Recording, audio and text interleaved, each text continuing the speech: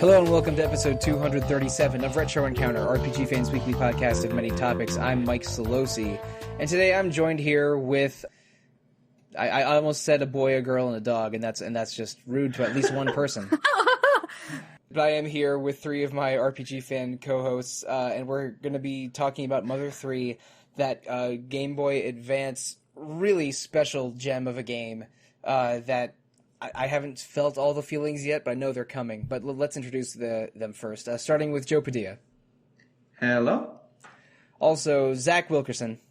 Howdy. And Alana Hagues. Heya. So, Mother 3.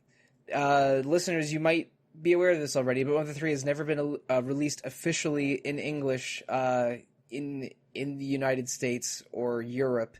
It's been one of those Japan-only games for over a decade now, to wit that Reggie Fils-Aime has joked about like losing sleep over being asked about Mother 3 too often from his time as an executive with Nintendo. But let's talk about how each of the four of us know of Mother 3 and maybe have some love and affection for Mothers 1 and 2. Starting with you, Alana.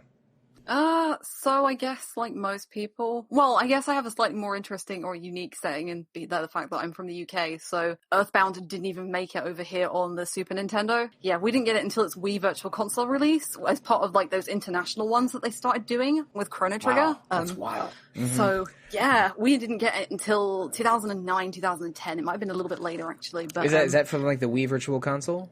I think so, yeah. It was just as the Wii was going out, they did like a big bundle. It might have even been the Wii U, actually, for Earthbound.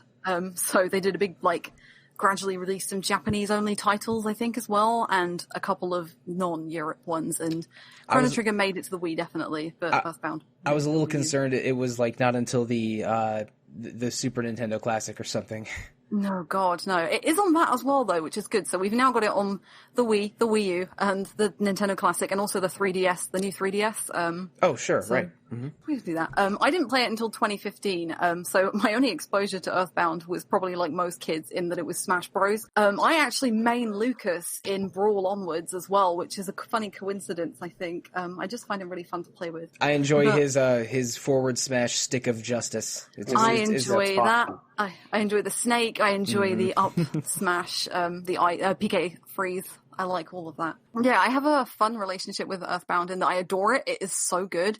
And actually, my submission to work for RPG Fan was a review of Earthbound, which is cool. Yeah, so 2015 is when you joined the site. That tracks.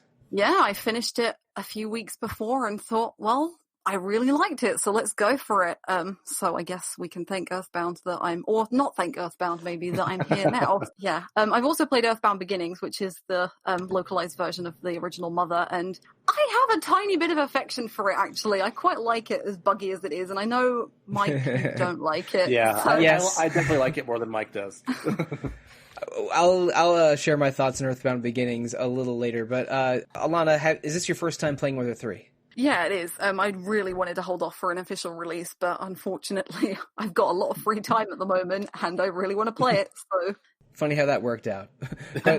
But Zach, what's your background with Mother/Earthbound? Yeah, so I actually got the full box set of Earthbound, and my family didn't have a lot of money growing up, so like I saved my allowance for 3 months to get my hands on that big box version of Earthbound that had a strategy guide in it and had everything. All those things are gone now because I'm an idiot.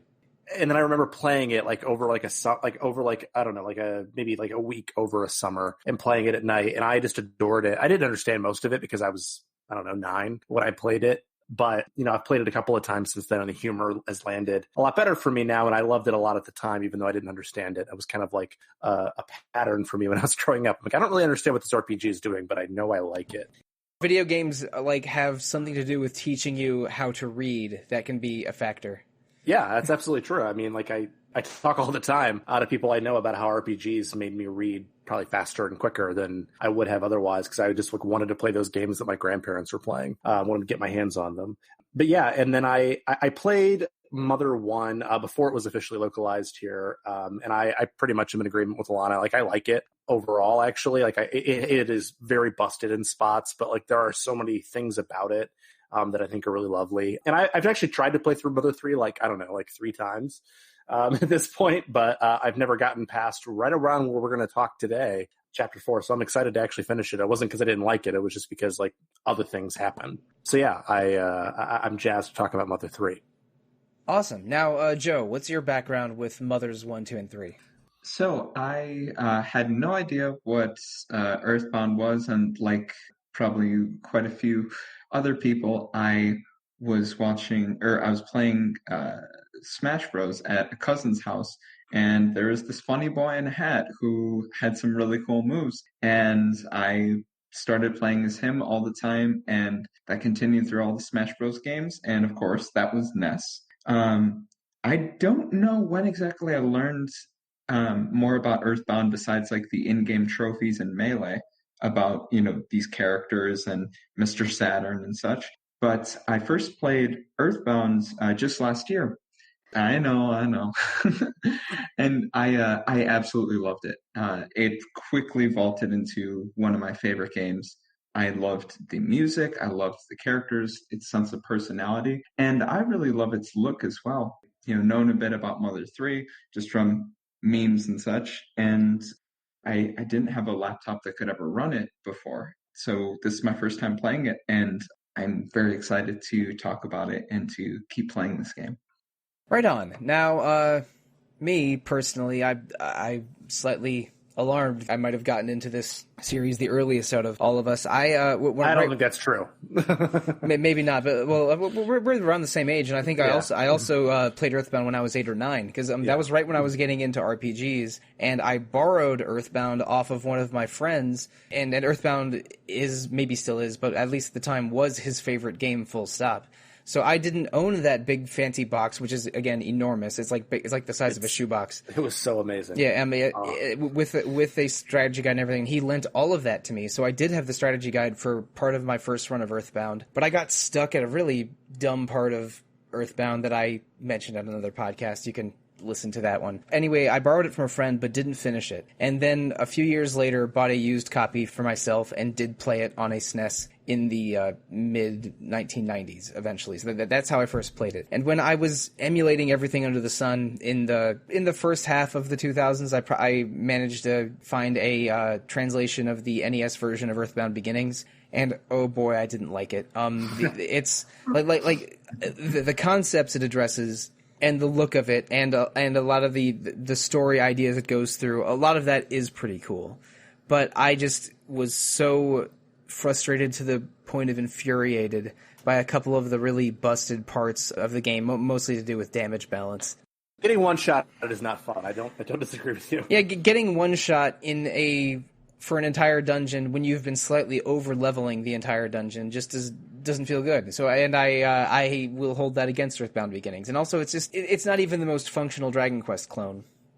Earthbound Beginnings is kind of non-linear as well. Like, you can do everything in any order, and like for an NES RPG, that's revolutionary, but it's also really frustrating because if you played that whenever you did, like the availability of it and the like knowing where you've got to go and what you've got to do is pretty ridiculous. Like, it's not easy. It doesn't hold your hand. Like, no, not many games did in the NES era, but I played it with a guide when I played it, and like it is very Dragon Quest in that way. I mean, technically, Dragon Quest 2, which is the most busted Dragon Quest game, but without the payoff of the best ones, like your Final Fantasy 3s and Dragon Quest 3s of the world. And I did not enjoy my time emulating a NES version of Earthbound Beginnings, but I am a big Earthbound fan, and I played Mother 3 when I was in college in the 2000s. I don't know exactly when, but let's say it was around 2007 or 2008, and I was really enjoying it. I think to chapter 6 or 7, and I have not gotten to where I stopped in this playthrough. But then my college laptop just got completely destroyed by some questionable downloading that I was doing. Not of anything too awful. I mean, it was a lot of ROMs and anime. That's what I was doing. I tried to download every Porky's, and my laptop was just not having it. As it should. It should be able to exhibit its own will. Mm-hmm. Oh, Joe. Then I tried to download, but I tried to download PCU with young Jeremy Piven in it, and that was fine somehow. But anyway, this is not a university comedy podcast. This is the Mother 3 podcast. We decided as a website to play Mother 3 for Retro Encounter this month in May 2020, and again, I'm still pretty early on. I'm in Chapter 4, but so far it has been. It's almost the opposite of Mother 1, because this is a team that is making a good RPG. It does smart, cool video game storytelling things from the get-go. Again, I'm very early, but I'm eager to finish it because turns out Mother 3 is excellent. But, like, how and why did Mother 3 happen exactly? Shigesato Itoi, the architect of the whole Mother series, was a Japanese celebrity writer, and I think he was a copywriter and like an editor and columnist. He was just a known writer in Japan in the 70s and 80s, and he contacted Nintendo directly because he wanted to make a video game, because he was intrigued by the storytelling ideas of the medium, and he made Mother 1 and Earthbound basically back to back, and they were successes. And Nintendo had a very positive relationship working with him. The Yamauchi, the old Nintendo president, said he was the greatest genius in the Nintendo family other than Miyamoto. But it took a while for Mother 3, because I think that Itoi found making Earthbound a bit of an exhausting process. Like, making words happen in a video game is not exactly as easy as strokes on a keyboard or pen to paper. And he wasn't interested in making more Mother/more Earthbound until Mother 3, where it had been long enough, he had ideas he wanted to explore, and the GBA was extremely ubiquitous. The GBA was the most successful system in Nintendo's history at the time, until it was surpassed by both the DS and the Wii. So Mother 3 happened near the tail end of the GBA's lifetime, I think, and it was a level of Nintendo success and story ideas and rest from the 90s for Itoi to move forward with it. So, what else do we know about Itoi and Mother 3's development, other than the fan outcry to localize it that's been going on for 15 years or so? What I've seen is that originally they had a build of what was going to be quote-unquote Mother 3 for the Nintendo 64. Yeah, Earthbound 64. You can find screenshots of it even. Mm-hmm. Yep, exactly. And in those screenshots, you see things like Flint and some of the houses. And so it seems like they were kind of going for this. And I'm not sure what exactly happened to Earthbound 64, but you definitely see it when it transitions to Mother 3. And yeah, I think you hit the nail on the head of him not really understanding how things transition to video games in some way, because it seems his process was to kind of dictate the writing in some way, and then he's like, okay, this is going to be in the game, and this is going to be in the game. But he wasn't an Iwata or something who was actually programming it or really having a full hand in the actual design on the computers or anything. I mean, correct me if I'm wrong, but I think that Earthbound 64 was supposed to come out for the planned disk drive. Like, there was at some point they had planned to make a disk drive for the Nintendo 64. Then they got it canceled, and I think that's the reason that Earthbound 64, part of the reason why it went to the wayside. Some of you may correct me on this, but I think that's the reason why. Could be. Yeah. I heard the main reason was him just being frustrated with some basics of the development of video games process. Okay. But I mean, we what we need is a definitive book or documentary on this. Like, I would read it in a minute. Oh yeah, it would. I mean, it would enter the Netflix queue immediately for me, also. But I think we can safely say that the development of Mother 3 was troubled and or stalled at various points. And Itoi is a brilliant writer, but making video games was not always as easy for him as his writing, and that's part of why Mother 3 arrived when it did on the system it did. I think maybe the lower budget and faster development time on the GBA might have been a factor. Yeah, I mean, I heard that he wrote it in like a week or like a weekend. I mean, I think like Mother 3, that as we see it on the GBA, like happened like in sort of like this weird fever dream for him. And I think that, yeah, the simplicity of the development, I'm sure, helped that. Right, so shall we get right to it, or is there anything else we want to talk about background to the series before we talk about the story of Mother 3? Let's jump in. All right. Well, I think maybe one important difference between Mother 3 and Earthbound or Mother 1 is that there's a lot of setup before you're the boy leaving your house to go on an adventure. Mother 3 is divided into chapters, which we've maybe mentioned already a little bit. And the chapter in which the presumptive main character, Lucas, sort of goes on his grand adventure is chapter 4. So there's 3 chapters providing background and setup before that happens. And I think those 3 chapters are really good at setting the scene, but also at teaching you a little bit about how to play an RPG. Yeah. It reminded me a little bit of Dragon Quest IV, too. Yeah, a little bit, because in Dragon Quest IV, you have different characters for each chapter until the sort of main story begins. And like Dragon Quest IV, the first 3 chapters focus on 3 different characters, and they have to sort of teach you more about the setting in the game, like before you get to what appears to be the meat of the game. In the first chapter, you're a very masculine cowboy man named Flint, who lives just outside Tasmily Village with his hat. Oh yeah. His hat and his facial hair are just great. Yeah. With his wife Hinawa and his 2 children, Klaus and Lucas.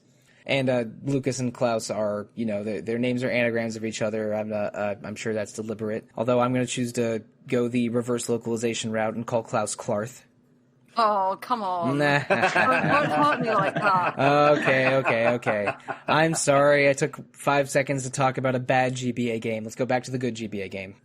And Lucas and Klaus are twin boys. Klaus is a little bit more brave and adventurous, while Lucas is a little bit more... they use the word coddled a lot in the translation that I'm playing it on. But it's like, you can tell he's a bit more of a bit of a crybaby, maybe a more of a sensitive boy than Klaus is.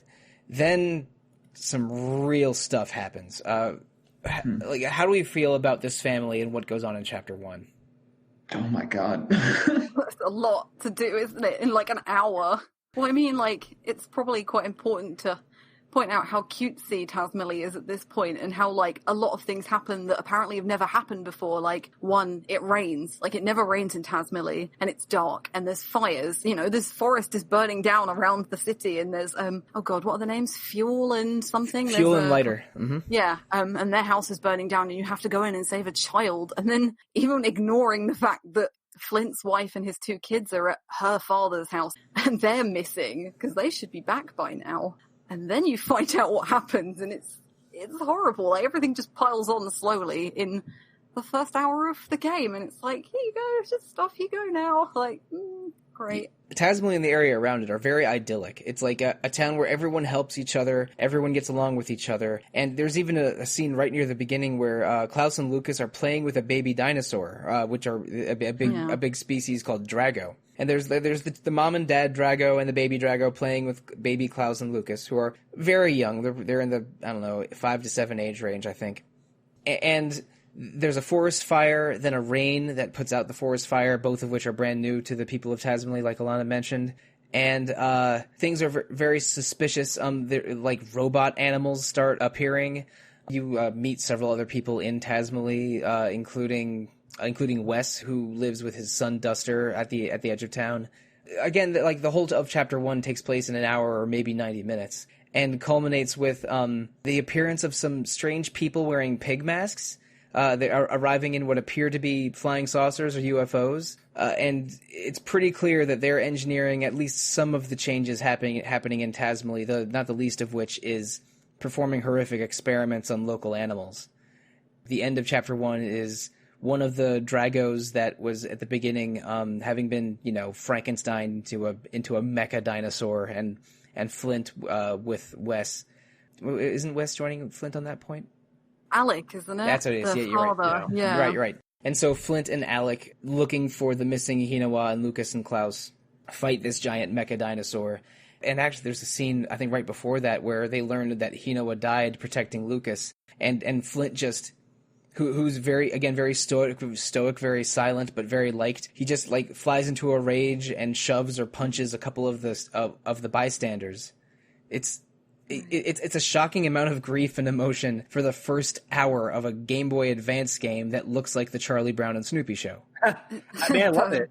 I mean, I think the fact that he's wearing a cowboy hat too, like that idea of like masculinity as opposed to like real grief, and like the way that Itoi is willing to like play around with that, because like he gets locked up, like gets put in jail because he's grieving, and like this idea that like even in this like sort of idyllic setting, like they're not willing to accept the volume of grief or the pain that he feels from that. And I love that when he breaks out, because he breaks out of jail later, they don't even like put him back. Like it doesn't matter to them. And there are some references to it later, like, oh, someone broke this lock before, but who cares? So yeah, but I love the way that it plays around with the ideas of masculinity and grief, and also like video games. Like you never see the hero like hitting their friends because they're so unhappy.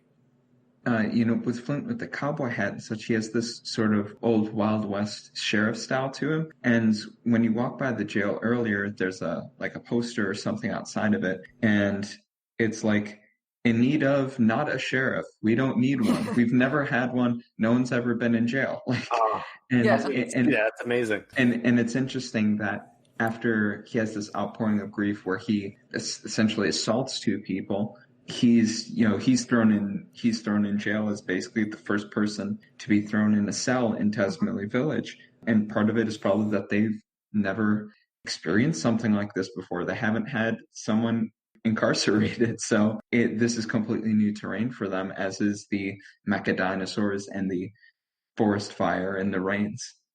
I think it's interesting that Lucas is called Crybaby multiple times, and after the events of Chapter 1, or maybe at the end of Chapter 1, he goes up to Hinawa's grave and you hear mention that he was crying there every day for several days in a way that is a little bit almost like he's wrong and what Flint did was right. I'm not sure, but it's I think they're contrasting the way that Flint and Lucas grieved for Hinawa and Klaus. And I should mention, after Flint defeats the dinosaur, you do see Klaus unconscious at the base of the mountain. So Hinawa is definitely passed, but Klaus is just missing. And also after you defeat the dinosaur, one of the Drago's babies comes up and roars at Flint and tries to keep him away from the mecha dinosaur corpse. And that made me think for a second, oh no, Flint realizes that now Lucas and Klaus aren't the only people that just lost a parent, and to this baby dinosaur, he's the monster that killed his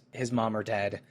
Someone specific. I think Alex specifically says to him, "Don't do that. What good will that do?" Basically, he stops him from killing the mecha dinosaur. No, I think that mecha dinosaur did die though. Does it? I thought so. Maybe it does. It might die of natural, but I don't think so. But I could be wrong. But later you do see another Drago that does not have cybernetics, but there were two adult Dragos at the beginning when they were playing with Lucas and Klaus. No, they're different, definitely. But okay. I just remember specifically someone saying don't do that, and my details are a bit fuzzy on that. I'd have to check it again, but I'm pretty sure that the light faded out of the eye or something. I believe that the Mecha Drago is dead. Yeah, probably. This hit me like a truck, honestly. To get a little personal about it. So when I was a kid, so I think in this game, for the first few chapters, Lucas is supposed to be around 9 or 10. When I was around Lucas's age, I actually lost my mother as well, and so I had another sibling. I was kind of seen as the crybaby of the two of us. Left with a single father who, when Zach touched on masculinity and expressing grief kind of through these sort of difficult ways. So seeing this in a video game, I've never seen something like this, and it absolutely just was a moment where I had to kind of take a step back and take a little walk around my room for a second and digest that, because it was a lot to take in. It presents multiple different ways of grieving, doesn't it? Because not only do you have Lucas, who's just crying all the time, and you've got Flint, whose immediate reaction is anger, but you have Klaus, who his immediate reaction is to be the adult of the three of them and go and take revenge first. What happens is that Klaus runs off to go and kill the Drago before anybody else and is at that bottom of that cliff. And Klaus, I think the quote that they use specifically is they say Klaus ran off and what he said was, "I want to get stronger. I want to get stronger." And that is so true for him. And it's like Joe said, it's so powerful, and you don't really see video games express grief in so many different ways. And personally, when I was playing through it, I was surprised that the game didn't really dwell on the events for too long. Usually you get a funeral and some things happen and you go around and talk to people. But a lot of the villagers in Tasmilly they don't move on necessarily, but it's not really the first thing on their mind, and you don't really get to spend time at the grave. You go there and you talk to Lucas, but you don't really get the option of, like, you know, pray at the grave or something like that. You don't even get to press F to pay respects, like in Arkham City. Come on. But no, just, yeah, I thank you for sharing, Joe. I think that was really important. You know, Mother 3 is often banded around as one of those games that's really powerful and really emotional, and you'd feel that in an hour and a half in a video game. I don't really think there's many other examples I can pull off the top of my head that would, like, draw that much of a reaction. Yeah, and for me, it's the very serious situations and the very real feeling of seeing grief depicted in different ways that takes place in a GBA game with very cartoony visuals is a hell of a juxtaposition, and it, and felt very powerful. Like the chapter 1 of Mother 3 just opens up with gut punches. But, like, as an RPG, sort of just gently shows you the basics of RPG gameplay. The most complicated thing you do is, you have to use this Drago Fang on the Drago before you can deal damage to it. But at least it well communicates the basics of the system and using items and skills, even though it's not very challenging. But it, I think paints Tazmily as almost a very pure, naive kind of place that is just reacts in a confused manner to all of these calamities happening at once, or all these odd events happening at once. Yeah, right. And I think it would already be a striking and astonishing game if it was just operating on these levels of how it presents grief and kind of drawing out emotions that you wouldn't normally get from a game like this. But it's so much more than that too. I mean, this game is also, like, sometimes gut-bustingly funny. It has a great sense of humor too that just is pervasive throughout it as well. It feels very much in the Mother tradition, at least of, you know, from my experience with Earthbound, having multiple reasons to cry, both from empathy for the characters as well as just really ridiculous scenarios and enemies, like, you know, the moles or the dungeon man. Yeah, and I mean they give you some clever enemies in this game. Like there's the absurdist humor of Earthbound is really signature of that game, and it's preserved for this one. Like there's status effects where you laugh uncontrollably or cry uncontrollably, and I think I saw you mention this online somewhere, Alana. But like when you learn a new skill, the character usually has a fever for a few battles. Yeah, it's outside. Yeah, we'll probably get into that later on, I think. Yeah, but just like in things like the status effects and and how silly some of the dialogue is, like how Wes always calls Duster a moron, and even when he praises Duster, it's like bookended by calling him a moron, and just everything about Kumatora for being a princess, but also extremely coarse in her mannerisms, but being, you know, like you know, superficially just, you know, cute, uses magic, kind of a, you know, magical girl character like Paula from Earthbound, but in dialogue and in how she presents herself, she's not the demure Paula from Earthbound. Like there's a lot of really good humor in Mother 3.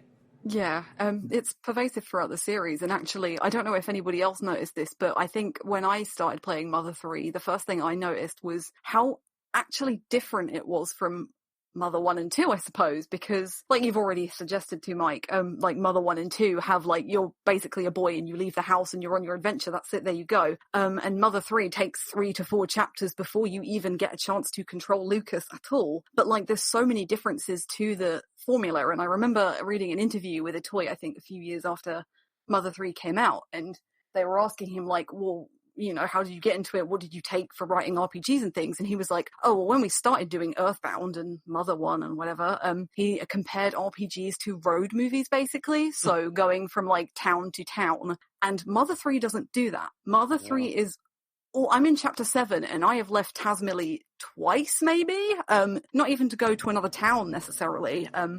Even, like, outside of just that one setting. You compared Kumatora to Paula, like... Paula and Anna wear pink dresses and they're girls and they're really girly and they carry teddy bears around. Kumatora threatens to cut off a limb to get out of a bear trap. Yeah, that's like how you're introduced to her. And her name means bear tiger. Yeah, exactly. So it does a lot to differentiate itself while retaining that like core artistic style and that core humor. And I was really surprised by the structural difference. It really pleasantly like took me to side, and I was like, oh, good. I'm glad it's doing something different. But it can stand on its own as well. Like Mother 3 takes place like an undetermined amount of time after Earthbound, but it's got some shared characters and stuff. I'm not even sure. I mean, I know who at least one of the important shared characters is, but I don't think we even properly are introduced to him in the part of the game that I played, which is I'm partway through chapter 4. Yeah, I'm only partway through chapter 4 now. But let's go into chapter 2 a little bit. We're talking about things that the world of Tazmily doesn't really have need of, and I think one of those things is thieves. Because like Wes and his son Duster are part of some grand brother like ancestral tradition of thieves, and so Wes has been training Duster his whole life in stealth and guile and using thief tools, and in chapter 1 he uses staples to put enough giant staples into a wall to create a ladder, which is just amusing. And most of chapter 2 is basically sneaking into Osohoi Castle north of Tazmily Village to steal the treasure within. And of course, it moves along the plot with these mysterious pigmen. That's also when Kumatora is introduced. But I want to take another diversion for a second. I just talking about the funny humor in Mother 3. Some things are just presented as they are, and they are very silly, but are very accepted in a way that I just find hilarious. Like, oh yeah, these are giant staples. Put these in a wall, make a ladder go up. And talk to a frog to save. These are saved frogs. They're your friends. Here is a rope snake. It's your grappling hook. Just like simple things like that. I just find very hilarious. And how that humor even goes to the battle system with the rhythm based battle system, which basically has me sitting here like, okay, 1, 2, 3, 4. You shut your eyes when you do it as well. I try. I try to look away. I don't know if it totally works in an emulated version of the game. I find it lucky if I get more, hugely lucky if I get more than 2 hits on the rhythm gameplay. I've gotten a few 16s. I've gotten like 1 or 2 16s. I've gotten a few 16s. All right, I'm gonna blame my extremely stupid brick of a laptop on this. I'm playing it on the SNES Classic. Maybe I shouldn't say that, but it works there. I truly think that my very old, slightly outdated VBA software might be to blame, but I have not been able to reliably get multi-hitting on the regular attacks, but it is a cool bit of gameplay at least. It's a cool nod to the 8 melodies as well, isn't it? And there's a few things like that, like the needles. Right, that's right. The needles are guarded by... We haven't talked about the Magypsies yet. We haven't talked about the Magypsies. Oh my god. Yeah, the Magypsies are named after the musical terms, aren't they? The 7 modular scales of musical theory. So all 7 of the Magypsies are named after those. And so instead of going around to get the A melodies, you're getting the 7 needles guarded by the musical theories. And it's much more subtle with its musical themes, but like the battle system is probably where it's most prevalent because each character has their own musical instrument that goes with their attack. Like, I think Kumatora's is a rock guitar, and then Duster's is either an acoustic or something else. I can't remember, but Duster's got the bass. Yeah, no, it's like a slap bass. I thought. Of course he does. Yeah. Mm-hmm, yeah, and Ionian scale is the sort of what we think of as the classical, like traditional Western musical scale. But yeah, all the Magypsies are named after those, and they are described as beings that are thousands of years old. And there may have been predecessor Magypsies that these are the children of. It's not clear if these Magypsies are eternal, but definitely Magypsies have been the guardians of these islands since time immemorial. And they appear to be, they're described as neither male nor female, and not exactly people, not exactly gods. But they appear to be. They look like men in drag, and they all have a sort of a visible 5 o'clock shadow. Yeah, they seem very drag and Dr. Frankenfurter inspired. And they always put little hearts at the end of their statements. Yeah, I imagine this might have been some of the localization issue, because I can just imagine Nintendo of America being like, It's like how are we gonna like put the definitely insensitive Japanese Okama visual and make it more sensitive? Like, I mean, there's a sequence, and I'm getting a little ahead of us here, but there's a sequence in chapter 4 where the way that Lucas gets his magic powers or his PK powers is via something. I don't know exactly what happens to him in like a hot spring or something. I watched that and I'm like, I don't know how you I don't know how you localize that, because it's just no. That's all I have is no. But to go over just how powerful the Magypsies are, one of the Magypsies also gave Kumatora her psi powers. So it seems like they govern all of the magic in this in the world of Mother 3, and they also are. They have different personalities, but are sort of a very, over affectionate kind of over the top dialogue style tone that they have. But the best thing about them is the saxophone theme that plays in their little house. That's the music in this game is really good in general, but that's I think a standout track is the Magypsies saxophone. It's a huge soundtrack as well, isn't it? It's about 250 tracks, I believe. That for a Game Boy Advance game. For a Game Boy Advance game, that is wild. It's massive, yeah. So we're kind of all over the place here, but let's go back to Chapter 2. Duster has to go through Osohe Castle, and this is really the first... This is the first dungeon in the game, like the first real dungeon-ass dungeon. And there really isn't an equivalent in Chapter 3. But for most of it, you're just playing as Duster, who has thief tricks. He can use a tickle stick to lower enemy defense. The wall staples can stun enemies for 2 or 3 turns, and they're shockingly effective. I use the wall staples a lot in Chapter 2.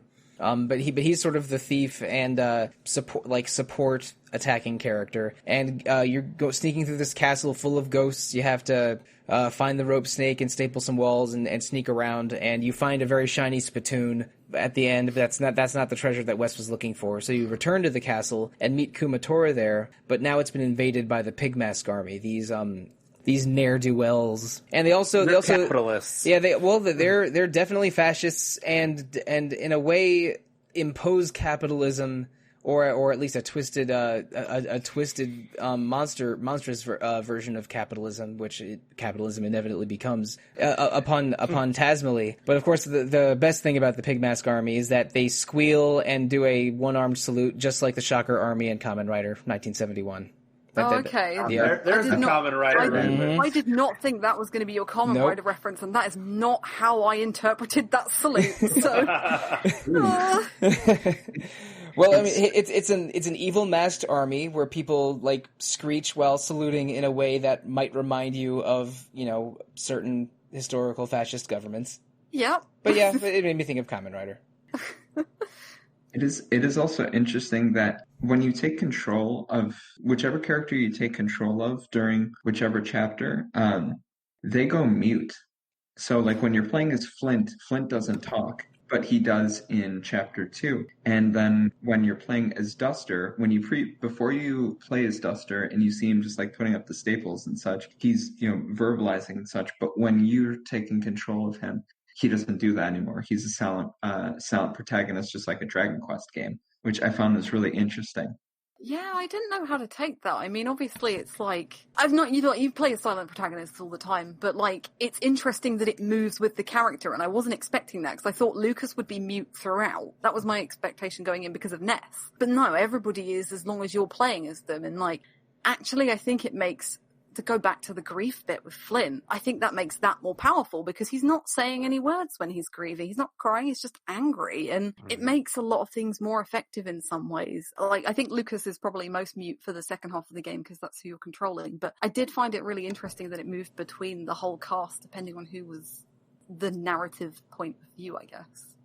I want to talk about Duster a little bit more because I think that there's I don't know if I want to call it a clash or not, but like everyone mentions that he smells bad and that he's kind of ugly, and his sprite has like an oddly shaped head and like sort of ugly facial hair, like a bad mustache or something. But his actions are generally a person who does good and is trying to do his best. Am I crazy for thinking that? Like, I think they make him deliberately a bit of a look like a loser, but act like a good person. But everyone's always calling him a loser in a way that I wonder if there's a second meaning behind it. I mean, I don't know, but does he not also have a clubbed foot? Oh yeah, no, Right? he walks with a limp. Yeah, I'm thinking it's just kind of a commentary on how frequently people with disabilities are just seen in this sort of lesser light, where it's like, oh, you're a moron, or you smell, or you're ugly, or something. And it's like he's very heroic, and not that people with disabilities necessarily need to be heroes, but like he's not any of these things that people say he is. He's just a person with a clubbed foot. Yeah, I mean, he's also the most useful person in battle when you get later. I mean, he has so many different abilities that do so many different things, and they don't cost any magic points. I mean, like, he's really valuable. I think that as like a sort of a main trio, no disrespect to Flint, Salsa, or Boney, who are sort of more temporary, Lucas, Kumatora, and Duster are really, really good. They all feel useful and powerful. Which is good, because like I would get really annoyed with Paula and Jeff at different times playing Earthbound, but you need to have bottle rockets then. Well, I couldn't afford bottle rockets for part of the game. but once you realize that Jeff's inventory should be his equipment and then multi bottle rockets, he gets a little bit less annoying, but. I think you have a really good balance. Like Lucas is sort of he's probably the tankiest one. He's got physical and magic. Duster is really fast. Sometimes he can avoid back attacks or do early strikes, and he has a lot of really good support skills to stun or trip or change the stats of the enemy. And Kumatora is a very powerful magic user, and it's like I really dig all three of these. Like I'm 100% okay rolling through a long RPG with this trio. Yeah. And at least through most of Chapter 4 onward, like once you have those three all together, they're a bit rock solid. I know that and while Boney sort of comes and goes with the party, unless I'm misremembering that, like does Boney stay all the way through Chapter 5 and 6? Boney does, yeah. He doesn't leave really until he's kind of with Lucas the whole way once you control Lucas. Right. Okay. I thought that Boney left the party at one point, but again, I do have him with me, but I'm still pretty early in Chapter 4. He does, but for a non-combat bit. All right, I'm misremembering it slightly. So yeah, I just think it's a really good, likable cast and team. But we've barely talked about Chapter 3, and I think we need to. Salsa the monkey. What a other than Flint and Hinawa, this is the most tragic story in the whole game. Mm-hmm. Other than every other tragic story. Yeah, other than everyone's tragedy in this game. Okay, let's just throw one more tragedy on the pile, I guess, because Salsa's monkey girlfriend is captured and now must dance for the rather unpleasant Facade and help Facade bring down Tazmily Village or corrupt Tazmily Village in a story that was sometimes. Like, why is this happening? Why do they need Salsa's help, at all? But I guess they just wanted the monkey to do their bidding. Salsa has barely any offense and really just does monkey dances and tricks while Salsa's companions, whoever is with him at the time, does really a lot of the heavy lifting in battle. But it's basically you have to do a whole chapter as a monkey slave. That is, I don't know, it's a bit, as cute as Salsa is, a bit of a downer. It's dark, isn't it? You see Facade and Salsa very briefly, I think, in chapter 1 or 2. It's 2, isn't it? Because Duster bumps into Facade as he's running towards the Sohei Castle. Mm-hmm. And there's also the kid at one point when you come back from a Sohei Castle the first time, and he's like, oh, I've got this bag of coins. I'm going to hide it here. I'm going to tell you and nobody else. Mm. And it's what Facade gives the kid. And the kid's name is capitalism. Kids, the kid's name is Butch, and this is introducing currency for the first time to Tazmily Village. Yeah, it's really weird because there is a shop in Tazmily and you just take stuff. You don't swap it. I was really weirded out by this. I was like, oh wait, do I not need to trade anything? I was like, did you want to take this item? Yeah, okay, kind of thing. Because you're so used to using currency in other RPGs, and then all of a sudden, and in life, it comes along, and then there's money, and money corrupts, and there is a barter system in a Sohei Castle when you give rotten eclairs to ghosts in exchange for items, and you can give nuts to a lady in town and have her bake cookies or bread for you. But still, this is this is just the most elementary of barter systems, and by Facade giving coins to Butch and then later stealing them and having Butch blame Duster for the theft, introduces currency, and then but also introduces the idea of greed and selfishness that wasn't there before. Did anybody try to steal the money as Duster? Yeah. Because I did, and you can't. Oh, I searched every. You thought about stealing the money, but you didn't. And I still find it so weird. I mentioned this earlier that there are thieves who care very much about being thieves, or at least Wes does, in a place where like the idea of theft is a foreign concept.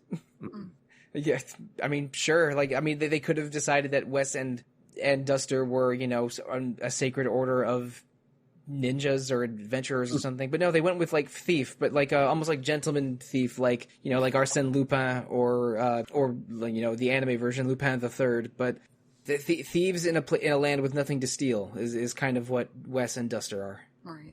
Until the day everything changed. It was hard going through chapter 3 because of all the moments when Facade like utilizes the shock collar on Salsa. It's just like, oh god, this is really excessive. This is a lot. I stressed out when I got the dancing wrong in the Asahi Castle basement, because I was like, oh my god, he's going to shock him. And he did every single time without fail. It was horrible, because you've already seen some of the Pig Mask Army with some of the Chimera monsters at this point. Like, you can definitely get that something's going on, and you don't want that to happen to Salsa either. Like, Salsa's very cute, and I don't want anyone to harm him. Mike, I don't know if this happens or not. Maybe it does, and I forgot. Maybe it doesn't. I don't know. But my great fear is that Salsa reunites with his monkey love, and she's been made into a chimera. I'm dreading that happening, but I don't know if it does or not. Truly, but my moment with Salsa that I found, this is me being a moron, but there's a point where you need to go to the right side of the room to a window to escape, but I kept stupidly either trying the front door, which got Salsa shocked every time. But because Facade would turn over in his sleep and land on the buzzer, and then I tried to steal the buzzer from Facade, but every time you try to search the bed, Facade rolls over in his sleep and Salsa gets shocked again. So I accidentally shocked Salsa a dozen times trying to figure out what to do, but really I just had to move to the right a little bit. Same thing. Same. Not quite as embarrassing as what stopped me from playing Earthbound when I was 9, but right up there. In chapter 2, I couldn't figure out that you needed to use that rope snake to get across the chandelier for like an hour and a half. So, sure.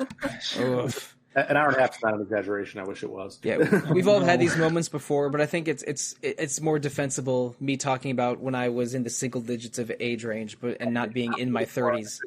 It happens. Just subtly throwing shade at Zach. I mean, it happened to me too. I didn't mean it that way. But chapter 3 ends with Salsa meeting Kumatora and Wes, breaking free of Facade's control and seeming to get away with it. But Facade has introduced currency to Butch, sown seeds of mistrust, and also given 3 items called happy boxes to households in the village. Mm-hmm. It's unclear how you use a happy box, but just having them around instills feelings in people. It's just a TV, right? Yeah, I thought it was an allegory for TV or radio, but it's not really clearly demonstrated what they do. I mean, the idea is, I think that like you have a TV to distract you from how much you hate your day job that plays into this like capitalistic system that makes billionaires richer. I mean, I'm getting political here, but I think this game is very political. Oh, it extremely is. I mean, really, what they did is they took a society that was innocent and pure, and didn't have much of an idea of possessions. Again, you can just take things from the shop, and was definitely focused on community and introduce capitalism in a way that distorts what the town is. I mean, it goes without saying, it's a little bit inspiring to see when the fire breaks out in the woods, the whole town comes together and tries to help everybody. Mm-hmm. And there's not a single bad actor in the entire village. Like they're going out to rescue the people that live in the woods. They're like Flint is very heroic. Everyone is sort of helping or doing their part. And then at the beginning of chapter 4, because of the introduction of the happy boxes and currency and distrust, they've sort of instilled the worst parts of capitalism, basically the rewarding intense greed and valuing the accumulation of capital over all else. Like that is very, very clear in chapter 4 that Tazmily has warped into that, even though there are structural improvements and technological improvements, which can come with when capitalism is properly weaponized, but they aren't the sharing and caring community that they used to be. No. Yeah. There's definitely a good reason for when this won our poll that I posted a selfie of me happily drowning in Marxist literature. Uh, yeah, it absolutely does do that. Like the entire village just changes, and there's, this 3-year gap that they show. The entire village just changes in such a startling way. I think it's really interesting that they just do a straight time skip and not gradually show you how it changes. Mm-hmm. Like, how your entire life can change in the blink of an eye just because of a little bit of money, some political advertising and television, and that's it. That's what happens. I mean, what I found fascinating about it is like the town looks like an Earthbound town, and it reminds you of like how terrible every adult in an Earthbound town was. Mm-hmm. Like, oh, they're all horrible and they're all the worst. It's like South Park. I mean, like it's like the adults all get it wrong, and like it's become that town where the adults all get it wrong. Yeah, it looks like Onett. It went from being almost a quaint frontier town to being Onett from Earthbound, and then I think later in the game we'll see almost a version of Fourside from Earthbound, where just by introducing concepts and with also some double talk and some sophistry coming out of Facade, they're turning this community into a monster that is, late stage capitalist and even fascist, and it's definitely manipulated by the Pigmask army. I'm going to say that this opening to chapter 4, like this first 15, 20 minutes, I just got really into exploring every little nook and cranny of this and picking it out. But it's really one of the most detailed depictions of the worst sides of capitalism that I've ever seen. I mean, there's so much here, and I just have a few things that I really took notice of. First of all, with Lucas not wanting to take a happy box, and everyone's like, come on, why don't you take a happy box? Sort of by extension, Flint also hasn't been exposed to happy boxes, right? I believe so, yeah. Mm-hmm. There's not one in their house, at least. Right. And Mayor Pusher has a mansion now and what appears to be a Rolls Royce on his lawn, but he's asking you for donations. There's, the Thomas shop is now charging money, and it's run by the son. The pig masks are talking now, where they were only squealing before. Yeah. They were talking to each other, and in Chapter 3, when you were controlling Salsa, you could talk to the pig masks in the castle. But they're definitely much more vocal and much more talkative in Chapter 4 than they were in previous ones. When they just appeared to squeal or screech like Kamen Rider Shocker Army types. But it was only when you were controlling another animal that they were talking to you, though. Yeah, I mean, there's so much, and I won't go through all of it, but one scene that really struck me was that there was this girl who was standing in front of a happy box, and she was crying because she wanted to see her grandpa, but she couldn't take her eyes off the happy box. And it was like, oh, God. It really is something that I felt very strongly about, seeing that in terms of, own experiences of not wanting to go outside or spend time with people because you're glued to a screen or something. The disinformation that can come through that.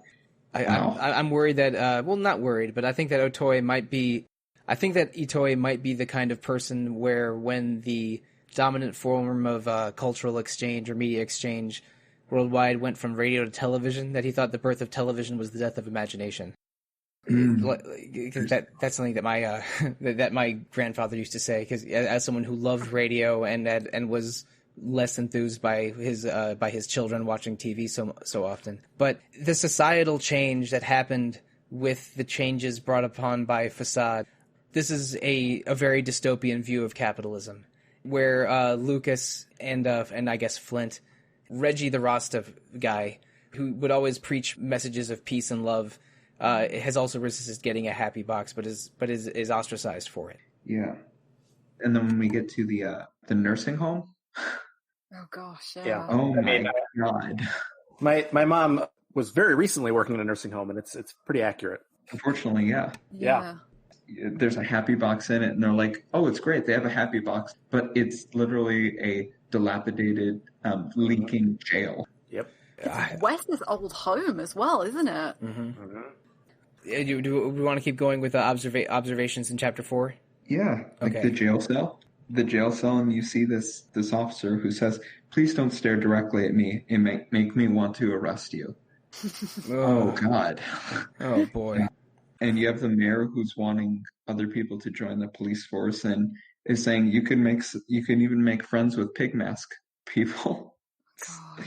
I think Itoi has a particular view of police, and needless to say, it is not a positive one. I mean, again, it's the same. It's the same view we had in Earthbound. It's just slightly less funny. Like honestly, like what we're looking at here is like sort of a distilled version of every town we saw in Earthbound, but it's a lot less funny and it's way more cutting. Satire is turned up to 11, and it's just painful now instead of being even like vaguely amusing. Like you might get like a small chuckle out of it, but mostly it's like that's still way too real in 2020. Yeah, they've not abandoned subtlety, but are not trying to be subtle with this. This is a late stage capitalism dystopia that feels real enough, looking at it in context, to make the player very uncomfortable. If you're even just a little woke. If you play this game and can't see any resemblance to the world we live in, then I have some questions. But we're not gonna ask that question on the podcast. We haven't even talked about Lucas as a child worker in a factory yet. Yeah, jeez. Right? And not only is it like everyone in the town is like, well, why aren't you working in the factory, child? Yeah, it turns out that when you reward evil actions and pure greed, you lose your humanity a little bit, and Mother 3 demonstrates that sometimes very literally, and sometimes a little bit more tongue-in-cheek satire. But that's what this game becomes in Chapter 4, and it's an eye-widening moment that just makes me only more compelled to continue, because this is a solid RPG from a mechanical standpoint, and I get weird and obsessive about RPG mechanics too sometimes, so that's important to me. But also, this game is telling a compelling story that goes places that many RPGs don't. Like, how many RPGs do you know of depict different forms of expressing grief and pointed criticisms of capitalism and absurdist humor and abject uncomfortable cruelty in its first 6 hours? I think this might be a list of one, unless Disco Elysium is even crazier than I think it might be. Oh, that probably is the only other one I would think. Yeah, when I was creating those criteria off the cuff, I thought around a little bit ago, maybe Disco Elysium. I gotta play more of that thing. But Disco Elysium is also not made by Nintendo, which just makes this like right. So strange. Yeah, it's definitely more obvious on what it's going for on the surface. You can play one of these characters in Super Smash Brothers. And popular franchises in the world. It's made Nintendo billions. Yeah. Oh man, I can play a video game and have Terry Bogard face against someone whose goal is to destroy capitalism in his hometown. Perfect video game. Isn't that just Terry Bogard? I mean, video game or... Well, okay. Geese Howard, aka Jeff Bezos. Oh no. Okay, Joe, coming out of you, that comment was a little bit predictable. Fair. Okay, all right. Now, if I had to bust out my Geese Howard impersonation, 25 years in the making, maybe we're near the end of the episode.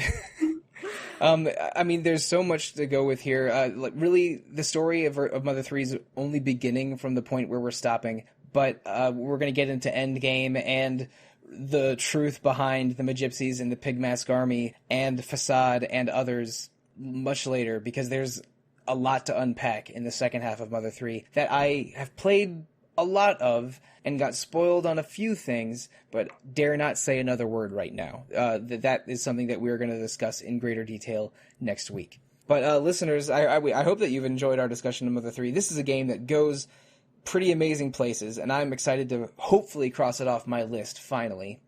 I'm going to have to go a little hard at it this week, but I think I can manage. But next month, we're going to have 2 games on Yakuza 0. A couple people playing Yakuza games for the first time. At least 1 or 2 Yakuza veterans on the podcast. I've talked to a couple RPG fan staff about it, and there's some people excited to play it. And Joe, have you played a Yakuza game before?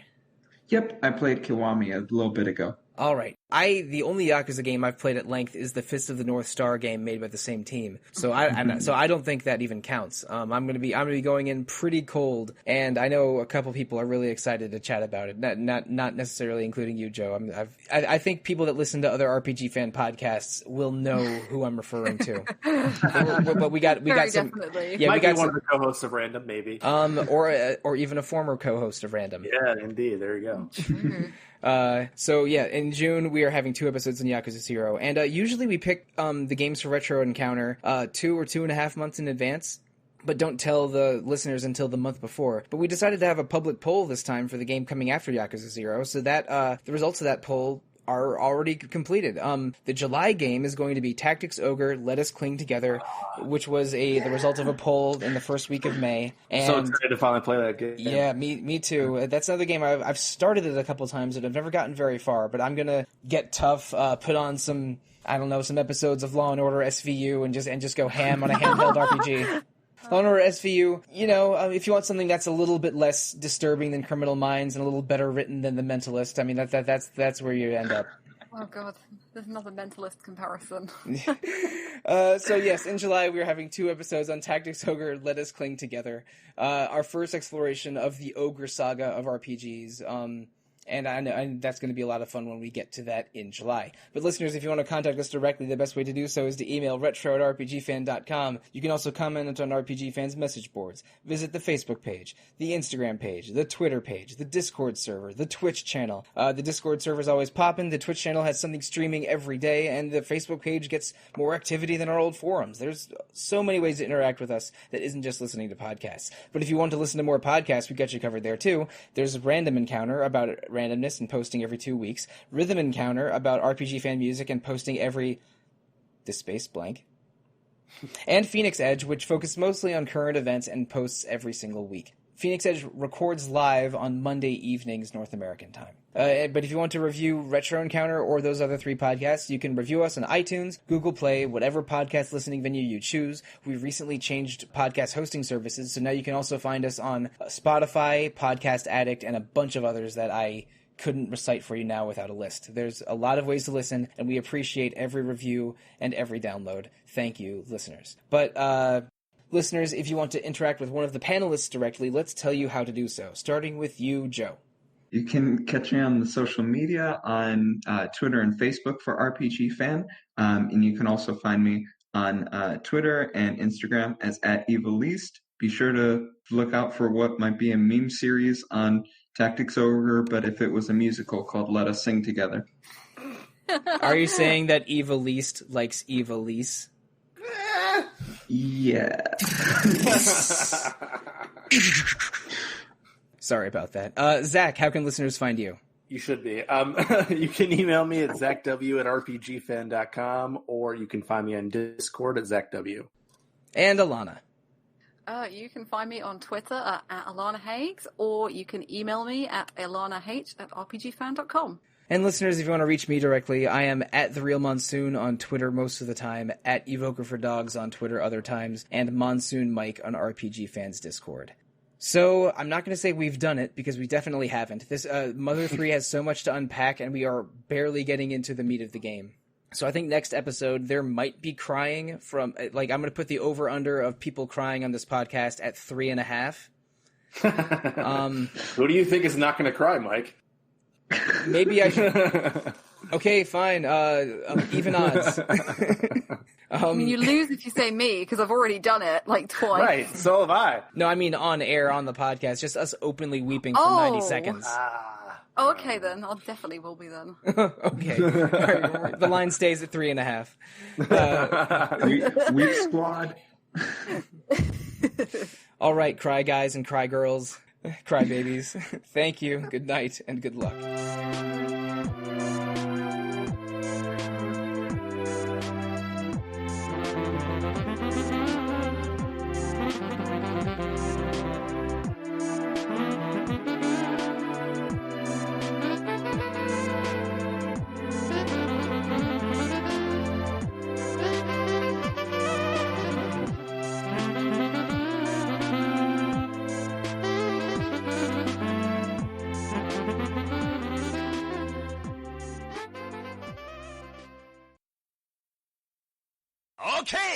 Oh god, there's another mentalist comparison.